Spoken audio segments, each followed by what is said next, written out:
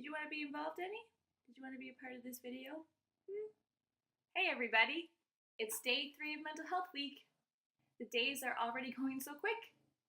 So let's jump right in. Can we keep the purrs to a minimum, please? Quiet in the audience. So today's topic is going to be about building good support systems. An important part of healing when living with a mental health issue is having good doctors and good therapists, and of course, supporting and loving family and friends to help you along the way. So the theme this year that the CMHA is focused on for Mental Health Week is wait times. Unfortunately, for a lot of Canadians, like myself, it can take a long time before you end up seeing a doctor or a psychiatrist or a psychologist. And an unfortunate downside to that is that a lot of people who are suffering with mental health issues can get worse in that waiting time period.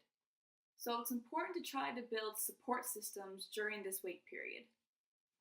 Now, don't get me wrong, I'm not saying that this is an easy thing to do. If you're anything like me, I was sick for months and months before I finally admitted to my friends and my family that I was sick. Because building that support system for myself was a battle in itself. Although that seems scary, believe me when I say this, your true friends will be the ones that stick by your side, no matter how complicated or how hard it is to try to understand what it's like living with a mental health issue. It's a matter of, and forgive me for quoting Grey's Anatomy here, it's about finding your person.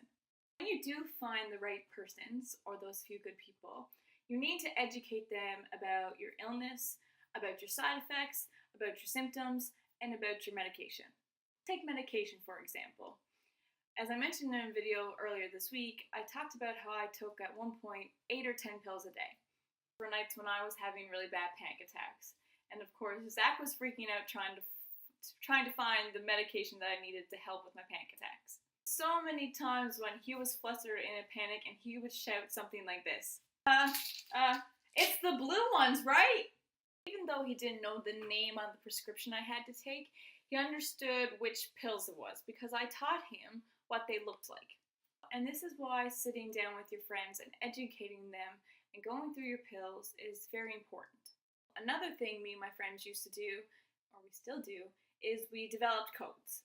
So when I worked at a summer camp, for my staff members who knew what was going on, if I felt my symptoms coming on and I knew I was going into a panic attack, I would just walk up to them, one of them, and say, hey, can you come take a look at this? It's about next session. The reason I liked using this code system is because it kept things discreet and it kept everyone else who wasn't involved out of the situation. There is nothing worse than starting to have a panic attack and then having 5 or 10 people around you start to panic as well because they don't understand what's going on. In those situations, guess what happens? I also start to panic more. And it's not a situation I like to put myself in. Can I help you with something? She's interrupting, sorry. As I was saying, get yourself a good support system. It's going to seem scary and intimidating as hell trying to open up to your loved ones and your friends and your family, but it's an important step that you need to take to heal. And believe me, this is one battle you don't want to fight alone. So find your person or people. And with their support, remember to get loud for Mental Health Week. And remember, fight the good fight. God, you're cute. You know that, right? You're pretty cute.